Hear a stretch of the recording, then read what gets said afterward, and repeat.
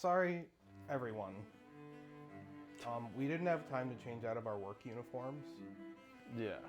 We just got off like a really grueling full-time shift at the factory. At various factories. The Goon Factory.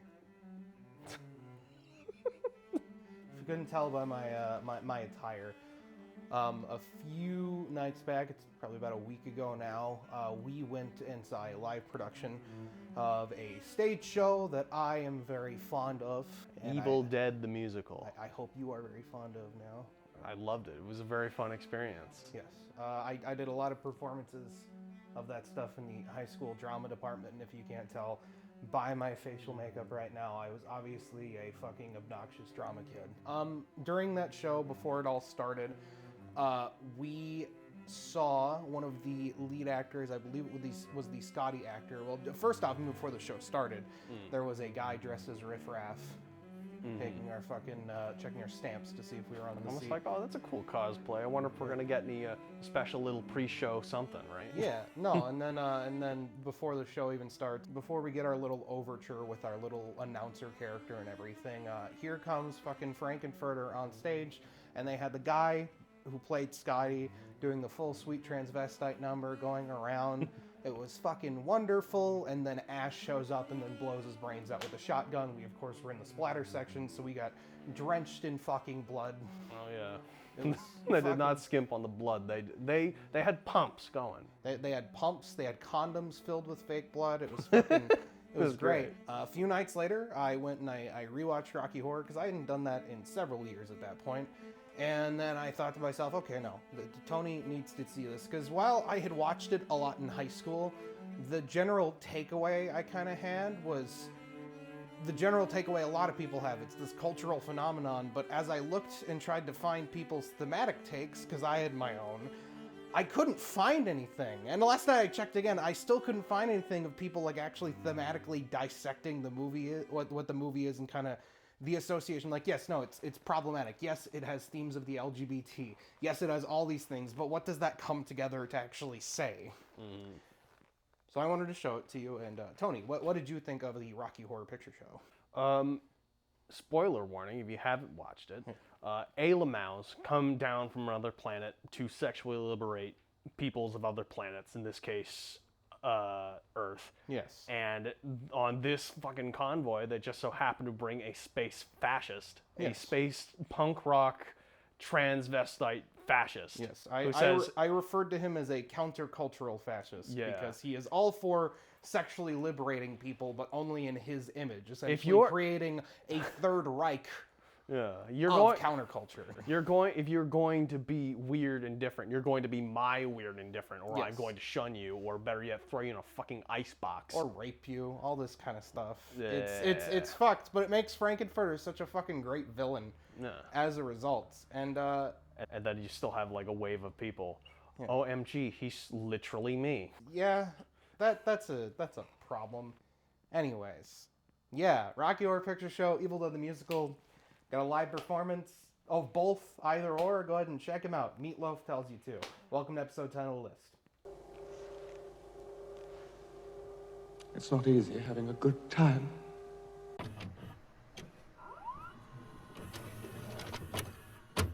You've never seen it. I've never seen it. Oh my.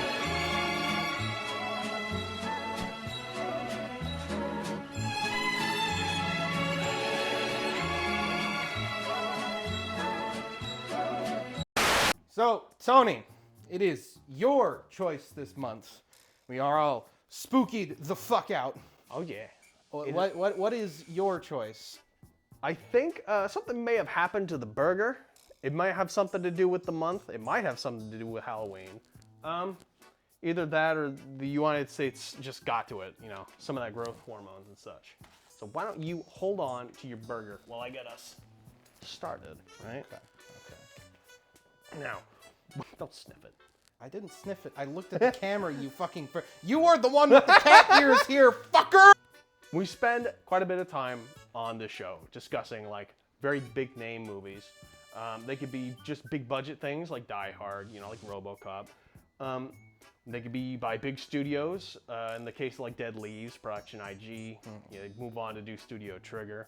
or just in like big name, like beloved or well-known directors like David Lynch, The Straight Story. Yes. You know, we do a lot of that, but one of my favorite things about Halloween and one of my lost like favorite activities is spending Halloween watching like low tier, sometimes very trashy, but sometimes very, very fun Halloween movies. Yes, you tried to force me into, well, not tried to, you successfully did a few years ago, one of the worst fucking pieces of garbage I've ever seen, Grave Encounters. Hey, it's not that bad. It's dog shit, don't fucking watch it. Yeah. One thing I love about Halloween is all of the very small name horror films that come out. You know, there's still room for some of the big movies. Yeah. You know, we have been preparing for this for quite a bit. You know, with things like Kubrick, The Shining. You know, I've got like a list of things we've watched since then. Yeah. There's room for like less horror specific movies that are just scary. You know, M by Fritz Lang. Really anything that guy did before that, I think is. Yeah, I mean, and you fucking watched Metropolis with me as one of our episodes on top of that. So Oh yeah. All kinds of big budget or revered movies come together when indies want to make something like by themselves. Yes. You know, you wouldn't have James Rolfe or any of these cool like little indie guys if you didn't also have Kubrick and all the big names that come together to make their you know, their taste. I mean, speaking of fucking Kubrick, you wouldn't have Matt Johnson, stuff like Operation Avalanche, The Dirties. Oh yeah. And then before that, the indies before him, Kevin Smith, who produced The Dirties. All these fucking influences just kind of converging together. Something else that makes indie movies fun, the way I think, you know, I think it makes them very, very good and very, very special, is oftentimes they're working on, like I said, a small budget, but oftentimes with just janky equipment and with janky, like, setups. You know, they just use last year's phone basically to film out whatever they're working on. Yes. You know, Grave Encounters comes to mind. Golan has already voiced his opinion. He fucking hates it. I like that some people came together on a hairstring budget and made that movie. Now, let me clarify. I don't despair indie film or anything. You should know this by now. I don't have a problem with indie film. Yeah. My problem is instead that they chose to focus so much on the production of it and trying to authentically capture a certain feel that they did not bother to write something like a story. Listen, I think it's pretty fun. I still like that movie. And that's fine. We all have our shitty little stanky movie that sucks objectively and we still love. We all have problems. We're all incorrect from time to time. I mean, look at me. With all that preamble, Colin, go ahead and take a look inside your burger. All right, where's the beef, Tony? It's right fucking here. Oh no, is it another Dank Pods VHS tape? It is not a Craig tape. Emesis Blue. It says clear on the side. The movie we're watching today is Emesis Blue. Oh, okay. Okay, I can't read, so that's always, it looks like we have a TF2 character. Yeah, whatever ghost made that spooky VHS tape that we're gonna shove into your 4K TV here in a second didn't know how to draw or how to write. Listen, that ghost needs to stop shitting on himself because it's fine. The ghost shit on himself is a self-defense mechanism. You can't stop him. Not technically released in any theaters or on any physical media. The True Blue online gem presented by Chad Payne and Anton Pellizzari. Okay. From what I can gather on these two, this is usually the part where I give you a little briefing on who the people who made this fucking thing are, but I genuinely tried everything to get anything out of them. I contacted them via fucking email. I searched all over the various forums I could think to fucking go through. I entered their Discord to get in contact with them, hence the ears. Okay, kitten, calm the fuck down. It was made using the animation software Source Filmmaker. For those of you who don't know, it's kind of like an upgrade to the much more deranged animation software known as Gary's Mod that was released back in 2006. This is still like a decade old. It was released in like 2012 and has very little improvements from the first days of its existence. So it's a lot of jank, but it's prepackaged with like models, physics, all this sort of thing. And there's a whole community of people that work around like making stuff happen that realistically this program should not be able to do. Yes. Chad and Anton, from the best of my ability I can fucking get, is that they're just two dudes who really like movies and who really like TF2 and wanted to do one of these and just make a movie in a software that they're already familiar with. Real quick, the cast is very, very small. It's Chad Payne and Anton Pellizzari doing most of the movie making stuff, like directing, writing, doing audio engineering, producing, visual effects. They also do half of the VAs, because if you're not paying people. The few VAs that they have are either like internet people or they're just their friends. Yes. It's Jazzy Joey Jr., David Love, Cameron Nicholas, and John Wenfield. And that's it. That's the whole cast of this film. You can count them on both your hands. Yeah. And I think that is really cool that they just came together to make something with whatever tools they had available to them, you know? Yeah. It's a huge undertaking, but like that undertaking can be very easily circumvented with a bit of creativity and a bit of theft. Just steal things that you like from other movies, you know? Filming scenes that you already know what they look like is a good way to learn your chops and to figure out, okay, here's how I can make it do the things I need it to do. You know, work out the bugs on something that you have a comparison to. Yeah. They wear their influences on their sleeve and occasionally will just shove the influences onto a VHS tape and give it to you. Right? Totally. This is real, we swear to God. So, here in a second, we will get started. But, Colin, I talked to the doctor, and he said that before we get started, that we would need some of these. Okay. Now, he didn't say what they were. He just said something along the lines of, it's eternity in there. Well, before I get started, I just want to state, you and I used to play TF2. Mm-hmm. This has nothing to do with TF2. Oh, I know. I'm just stating to you, like, quite a bit in high school. Oh, yeah. And I did it on my shitty Windows XP computer, barely keeping up with everyone, making them mad. Mm-hmm. See, I just feel like I'm in the Matrix right now, and I'm not sure this will go well with my antidepressants, but we will see. Well, the doctor didn't say nothing. But, okay. Anyways, Emesis Blue.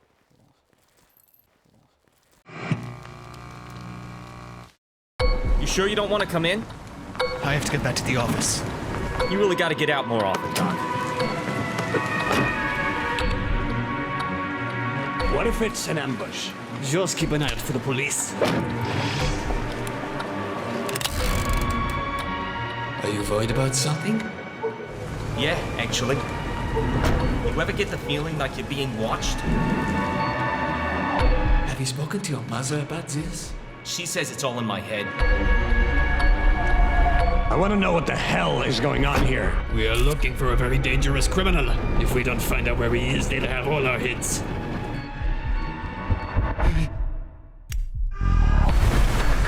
You have no comprehension of what you're getting into. You got no idea who you're dealing with. You really want to die for that bastard? Don't you want to die for something worth dying for? You ever have bad dreams? You don't want to know. I'll see you all on the other side.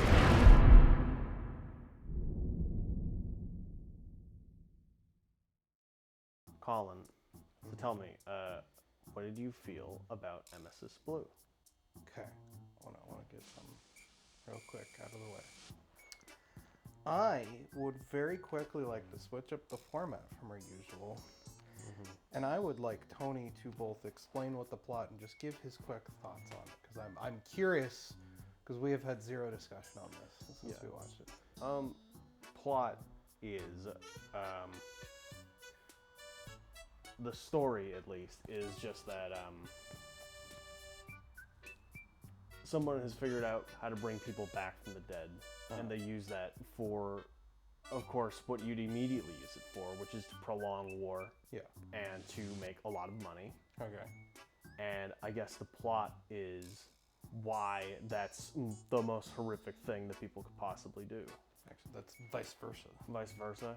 The plot is the plot is the structure and the meat and the bones. Oh, okay. And then the why would be the story and the themes. Make the amateur mistake. Oh, but you are all good, sir. we watched the whole Cans video about that. Yeah. I should know. Oh, you're good. But yeah, no, I guess that's really it. And it's more just, this is just kind of like an adventure into a lot of horror tropes and a lot of horror themes that all kind of mesh together into the many reasons why humans should not fuck with things that they are not meant to fuck with. Okay. Yeah. Why do you like this? I like it a lot because animation's really good. The lighting and the color and the shot composition, I think, is very, very nice. And I love the sound design quite a bit. The music, Chad, if he's doing most of the stuff originally, then that's fucking outstanding. Yeah. I like all the droning. I like all the fucking... there's lots of synthesizer stuff that's like very fucking, for very intense scenes that just fucking... I like that a lot. The sound design's very good. I know a lot of it is lifted from like source games and stuff, but there's quite a bit of like custom stuff in there as well. And I like how it just gets to the point. It does what it needs to do, and it fucking looks very, very nice. And I think it's all a very good package, and not like blowing the doors off of anything as far as like incredibly original story, but like what it tells very concisely and very fucking, I think, pretty well. So, Well, different side of the coin over towards me. I didn't like this, and that's okay. I went into this being as open-minded as I possibly could, as someone who has gone through the struggles of both trying to do my own original stuff, but starting out doing fan stuff. There is a great amount I can always sympathize towards someone doing a fan project.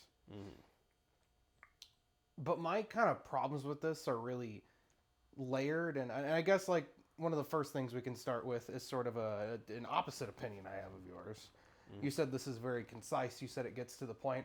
I feel like this takes much, much too long to get to the point. At being just under 2 hours, I think the runtime for this, for what it is trying to say, is too fucking long.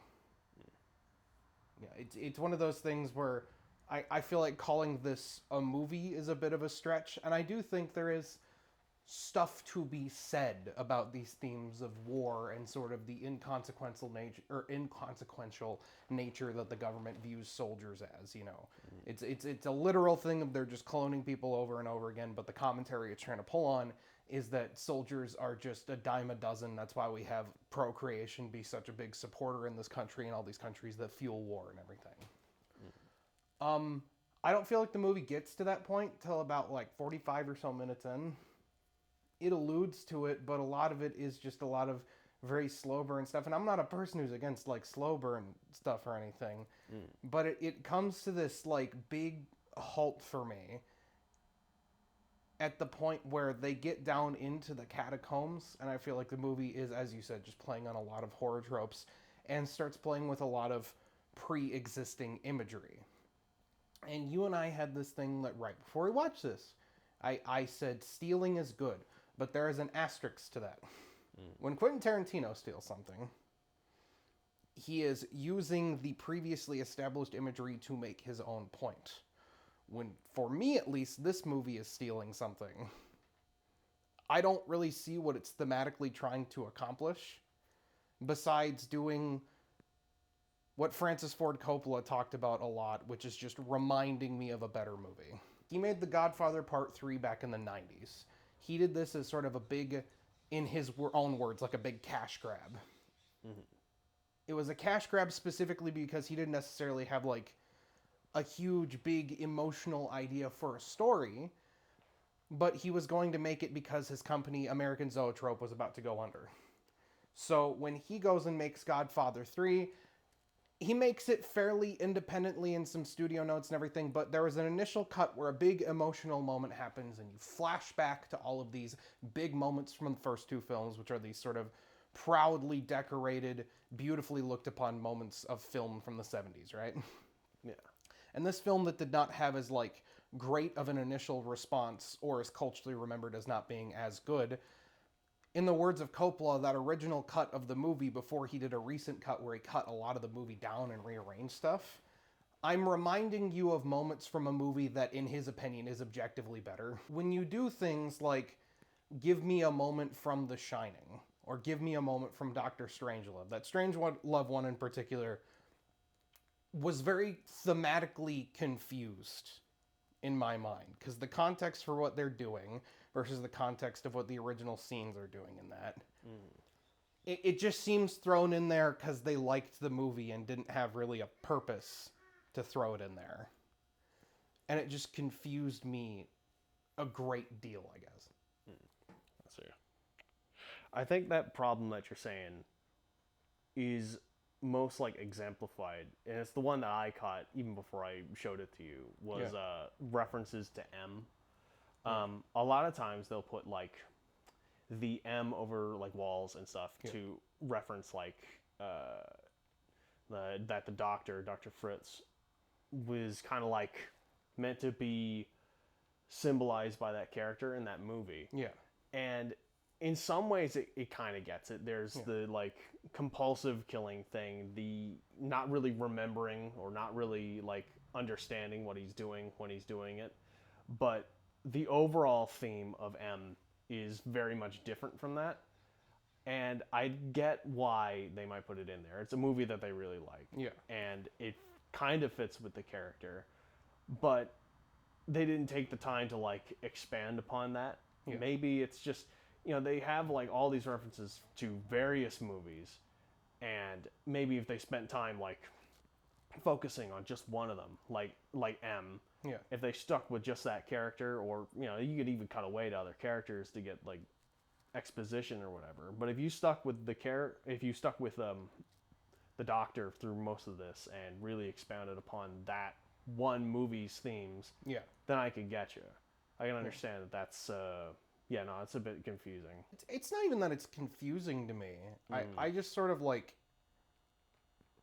the M stuff, like I can sort of see where they're coming from, while also trying to combine that with like the Jack Torrance stuff, and him seeing the stuff that Danny Torrance would see, and then him carrying around the axe in the second half of that and everything. But like, I guess a lot of this, for me, what it comes down to is like, it's kind of like it goes beyond this level of like amateurish, which it's this level of self-seriousness being put into something that is so aesthetically not serious to me. I cannot take the TF2 character models seriously in any capacity, especially when they're being juxtaposed against backgrounds that are lit a very specific way, and then the other character models like the background cops, which they try their hardest to like put in shadow, but their faces aren't as like caricatured as the TF2 characters, or their bodies aren't as caricatured, or than the two old men that are supposed to be representatives of like either side of a war just going at each other. Going back to an old episode where we also had a difference in opinion with Bell. When stuff like aesthetically clashes like that, it makes the whole product feel like it's a film made up of stock images, where they're using other people's stuff. And like, you can use the reasoning of like they're using what they have, but then my reasoning for that is like, you don't make your first big film, and by big film I mean like feature length. You don't do this massive, huge idea if you don't have the resources. We were talking about indie film before this. I brought up Kevin Smith. I brought up Matt Johnson. The Dirties and Clerks are very small-scale movies at the end of the day. And if you're going into the idea of doing animation, and you're going to do this, and you're going to like make it this like big, nearly 2-hour thing with all these like characters, to me it would just make more sense to go to the effort and take the time, especially because you're not being pressured by a studio, to make your own character models. Just separate it from the IP and the source engine that you're using it from. And I guess like at the end of the day, like it's what they want to do. So it's not something where I'm going to sit here and be like, they don't know what the fuck. No, they know what they're doing. Like, technically speaking, I'm not calling this, I'm not calling like this technically inept. I don't think that at all. Yeah. A lot of where it shines is in shot composition. Yeah. I like, one of the main shots that lots of people talk about that I love a lot is the scene in Scout's house, where fucking it's revealed that, you know, the villains of this fucking arc are coming together to fucking kidnap him. Yeah. And he gets a call over the phone, and he's looking back and forth at photographs and the television to represent all the characters he's just been speaking to. Like, this guy over the phone knows everything. Yeah. I like the shot where he glances back over the chess set, and there's a blue pawn surrounded by red pieces. You see, that is using like visual storytelling to the thing's advantage. I guess my problem then with that comes in, why the fuck is it Scout? Why the fuck is it like the heavy in all these? And I understand like outside of the narrative. I mean, why it is these. It's one of those things where, yeah, no, if you wanted to take this very, very seriously and like really put something out there, like put it out in theaters or even like sell physical copies, I think you would take the time to like learn a new engine or learn how to port like new models and stuff into the source engine and do it like that. That could be, you know, that opens you up a lot, but it also adds a lot of hurdles. Like, you need to relearn how different engines work, like Blender or whatever. And the other way around, you just have to deal with all the incompatibility of like dragging new models into this engine that's not made for it. No. So they're in this very weird in-between spot. And the thing that I like is that they try anyways, and they come up with all these great shots, like composition-wise, that look very, very nice. I think the main thing for you is just the characters don't fit the tone and the aesthetic. The characters, the aesthetic, and I think the story is just kind of a jumbled mess. That second act, which you and I have talked about before, when people are like, oh, I like the first act, I like the third act, but the second act, you know, just kind of like, But it's a whole thing, like, you go in and it like gives you a good first impression, and then you leave, and it gives you a good ending impression. So you leave whatever viewing experience you have feeling good about it. My problem is all of this second act, I don't care how many good visuals it gives me. I don't care how many good ideas for individual sequences it gives me. Release those ideas as short films then. Or release it as an anthology if you're going to put them together. It's the attempt to connect them into a narrative that I just find makes it extremely dull, and it drags so much in that second act when they're just down in the fucking catacombs, and it's trying to get experimental and like artsy and trying to get all metaphorical, but I don't, it's not a thing of like I don't understand what the movie's trying to say. It feels like it's just trying to be faux deep, I guess. And then like the biggest thing, there is a fantasy sequence that takes place in the trenches with the soldier, right? Once again, really good shots, especially that over-the-shoulder shot. Really good shot that he stole from Stanley Kubrick in Paths of Glory, once again reminding me of a better movie that is literally about this movie's themes, but better. Which you wouldn't know, because you haven't seen Paths of Glory. Yeah. But for me, it just stood out like a sore thumb. It's like, okay, they watch Paths of Glory, they're huge Kubrick fans, so they just wanted to like explore something similar to Paths of Glory, but a lot more stylized. But Paths of Glory is longer, but feels shorter. I think the main problem is exactly what I thought was like the best part about this movie. And I still very much like that these guys came together and did this. Yeah. They're trying to be too many movies all at once is the thing. Any one of them, if they like expanded upon or like cut as just like a shorter, maybe like 30-minute, 40-minute something, might be like a lot more interesting. And I mentioned, like, okay, here's the villains coming in to get Scout, right? But I don't really remember tons about lots of these villains, except that they're just angsty about the state that they're in, or that they're just crazy. And I don't remember really lots about the characters in general, which once again goes into the problem of having them be TF2 characters, which are designed to be archetypical, which works for a video game where you're trying to make a class system. I don't know anything about these people, like, right up front. The soldier, or not the soldier, the medic and the scout. Like, I know who these characters are supposed to be from when we played this game when we were in high school. Yeah. I don't know who these characters are, though. What is their relationship? Why the fuck is this kid hanging out with this medic dude? Oh, it's his doctor. Why is he giving him a ride home? They mentioned a little bit that they're friends. Like, they have the photograph that they made, and that they just, you know, he's dropping in late. he says, like, I need to ask you something. Like, it's kind of set up that they're, like, friends and that they kind of know each other and that they've stuck together even though all these other people from the war have, like fucked off. But like, where is it establishing that everyone else from the war has, like, disestablished from each other? It's mainly just, like, the fucking uniforms, like blue and red and that whole thing.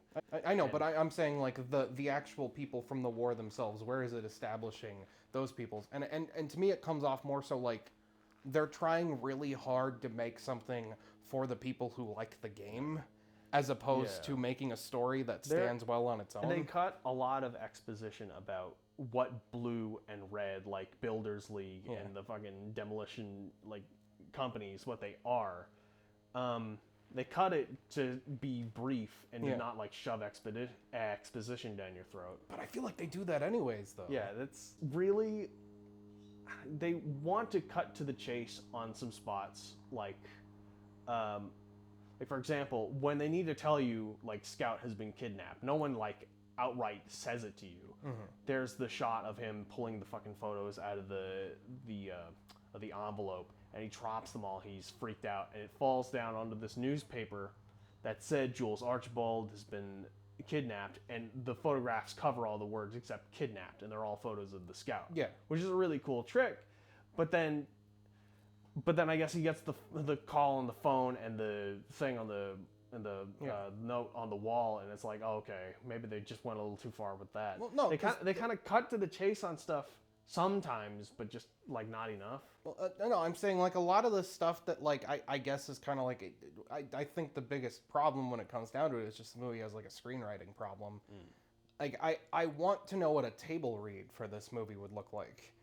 Because it just seems so convoluted to me, and because all of these characters a lot of the times are so interchangeable with each other, they don't have enough distinguishing features. They start out, like I said, a bit more archetypical, but when the movie gets all grimdark down in the basement, in the bowels, like, everyone just starts acting like this overly serious. It's very angsty. Yeah. And not in a way that I think, like, works. Because, like, okay, they are so prominently referencing a movie like The Shining, but then the big thing that they're forgetting about The Shining is what works so well with the fear of that movie and makes it work even better is that movie is, like, uncomfortably funny. If they just lean into something. You already have these fucking characters. They're cartoons. Like, if you're going to make it a TF2 thing, make them more overtly cartoonish. The fucking... And Soldier's character is kind of like that in the beginning. He cracks jokes about the whole situation, but then I think they kind of turn it into a... he's using humor as a way to deal with trauma and with whatever. But it's just so not that character.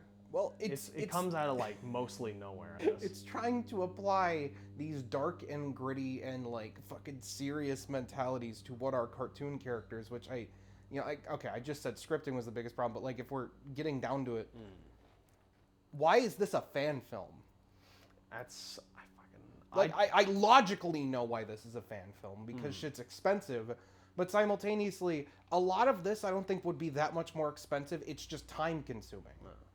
I think they had a story they wanted to tell.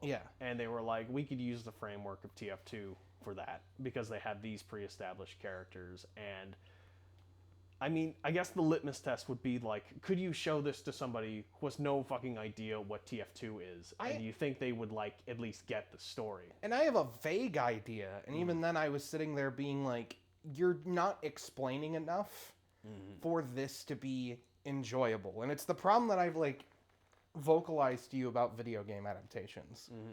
Which is this whole thing of, like, you're either making it for a fan base, and when you do that, you're just pandering. You're just pandering towards a group of people who are happy when Mario says wahoo. Like, I don't find appeal in that, because at the end of the day, I find that kind of stuff really shallow and boring. What is a story that you could use this iconic character of pop culture from? I think these guys show a lot of promise. And like I said, I like this movie. I like it. I would love to see either they go one way or the other, where they take this thing and say, all right, we're doing TF2 source fan films, and like apply more of the humor of TF2, or like right now they're working on a Half-Life thing. Maybe they'll find their footing on that, or for them to just like learn how to use new software, new hardware, whatever, and make more serious stuff that they could release like proper. I would say, yeah, no. I don't mean this as an insult. They If have you guys are watching, because it's more likely than for a Hollywood film, make an actual movie. You have a lot of talent, great music, great sound design. You guys did a lot of really good stuff, you know, about shot composition and all that sort of thing. It would be cool to see like something truly 100% original. And like I said, you cut your chops on all this stuff, like remaking scenes or remaking shots. So like, you know, now's your chance to branch out and figure out a fucking place to make proper, like, full-fledged, like, real movies. Yes. Thank you guys so much for watching. You have a fantastic fucking day, and we will talk to you guys next time. The next movie we are watching is going to get a bit funky. We're still doing the chef. I mean, we can do the chef, but I mean, we really kind of need to get you back to your cryo chamber. Your fucking health isn't getting that. They don't know about the fucking pills because those pills aren't a fucking prop. They don't know. I got the ears covered back up, right? Yeah, no, you do. And it was Halloween. It's the only time we could. Are those fucking mics still on again? The mics are hot every God.